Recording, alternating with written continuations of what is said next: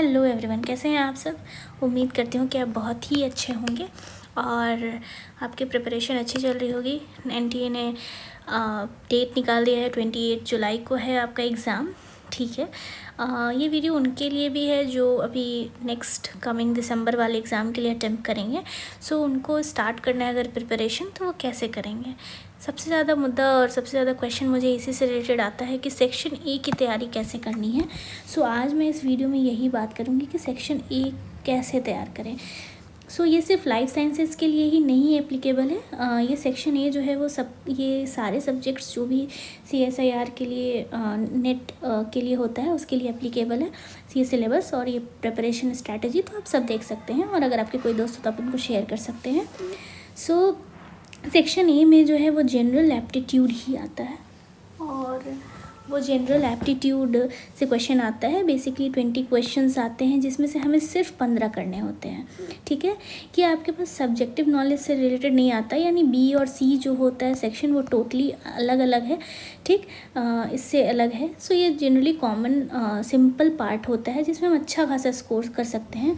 आप सोचिए, अगर आप 15 क्वेश्चन सही बना देते हैं तो आपको 30 मार्क्स मिल जाएंगे। अगर आप निगेटिव करते हैं तो आपको 0.5 मार्क्स कट जाएंगे। ठीक है, सो आप ज़्यादा अच्छा स्कोर कर सकते हैं कम प्रिपरेशन और कम मेहनत में भी। सो आप इस पर भी बहुत ही अच्छे से ध्यान दीजिएगा, क्योंकि आप ये इजी होता है। मेरा तो ये मानना है कि इसका PYQ जो है कमिंग 10 साल का जो भी नेट ने पेपर लिया है, नेट का पेपर हुआ है CSIR का, उसका आप अगर सॉल्व कर लेंगे तो भी ये आपके लिए मोर देन इनफ है। ठीक है, तो ये न्यूमेरिकल एबिलिटी, रीजनिंग और डाटा इंटरप्रिटेशन से क्वेश्चंस आते हैं इससे। ठीक है, सिलेबस फॉर सेक्शन ए मैंने इसके पहले भी वीडियो में अपलोड कर रखा है कि क्या क्या सिलेबस है। सो बेसिकली आपको यही पढ़ना है: quantitative aptitude, logical reasoning, data interpretation and basic scientific concept. ये शायद अभी ऐड किया है और ये ओकेजनली पूछा जाता है, इससे ज़्यादा क्वेश्चन अभी तक देखे नहीं गए हैं, बट 2 सिलेबस में है तो हमें ध्यान देना है इस पर। और ये 3 जो है वो कोर है, तो आपको इसको पढ़ना चाहिए। ठीक है, step by step preparation strategy क्या होना चाहिए। हमें कोशिश करनी है कि 5 साल का प्रीवियस ईयर क्वेश्चंस जो है उसको सॉल्व कर लें। ठीक है, उसमें देखिए कि वो कैसा क्वेश्चन आ रहा है। कभी कभी मोस्टली जो है वो रिपीटेड क्वेश्चन आया है, बस थोड़े बहुत नंबर्स में चेंजेस हुए हैं। ठीक है, और अगर आपको स्टैंडर्ड बुक यूज़ करनी है तो आप RS अग्रवाल और पाथफाइंडर यूज़ कर सकते हैं। अगर आपको प्रैक्टिस के लिए बुक चाहिए तो आप पाथफाइंडर का सेक्शन A मंगवा सकते हैं। ठीक है, तो आपको उससे प्रैक्टिस हो जाएगा। सो आपको प्रैक्टिस के लिए अगर बुक चाहिए तो पाथफाइंडर भी मंगा सकते हैं। है IFAS कोचिंग, उसकी भी बुक्स है, बट बेसिकली वो ज़्यादातर कंटेंट B और C के लिए ज़्यादा अच्छा बताते हैं। सो आप पाथफाइंडर का सेक्शन A का बुक आप अमेज़ॉन से मंगवा सकते हैं। ठीक है, आप 5 से 10 क्वेश्चन रोज़ प्रैक्टिस कीजिए। ईजी टाइम पास टाइप कर लीजिए कि चलो आज 10 क्वेश्चन का सॉल्व करना है PYQ का, तो वो आप कर लीजिए। ठीक है, मॉक टेस्ट एक आप ले लीजिए। मॉक टेस्ट इसलिए क्योंकि इससे आपका पार्ट C और पार्ट B भी प्रिपेयर हो पाएगा और पार्ट A भी हो पाएगा। ठीक है, सो ये आपका स्ट्रैटेजी होना चाहिए। रिकमेंडेशन यही है कि आप जनरल एप्टीट्यूड, अगर आपको और डेप्थ में पढ़ना है या आपको बहुत अच्छा नॉलेज चाहिए तो आप CSIR net general aptitude by Aman Kumar भी मंगा सकते हैं और RS अग्रवाल भी कर सकते हैं। ठीक है, ऑनलाइन वीडियोस भी अवेलेबल है जो कि फ्री है अनअकैडमी पे। एक है IFAS। ठीक है, और भी आप कोई भी वीडियोस देख सकते हैं जो कि बेसिक आपको क्वेश्चंस बता देंगे या समझा देंगे, उनका पैटर्न समझा देंगे। हाई टॉपिक क्या क्या है: डाटा इंटरप्रिटेशन से क्वेश्चन आता है, ब्लड रिलेशन से क्वेश्चन आता है, इसमें शायद मेंशन नहीं है। सो ब्लड रिलेशन से क्वेश्चन आता है, और परसेंटेज से क्वेश्चन आता है, रेशियो से क्वेश्चन आता है। सो ये सब जो है वो बहुत ही इम्पॉर्टेंट टॉपिक है।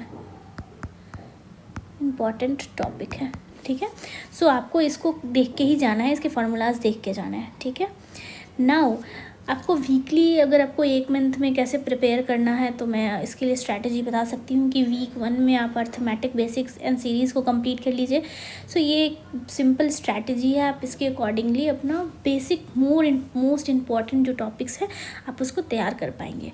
बट मेरा एक यही सजेशन रहेगा कि आप स्मार्ट स्टडी करिए। आपके पास B और C का कंटेंट बहुत ज़्यादा है पढ़ने के लिए।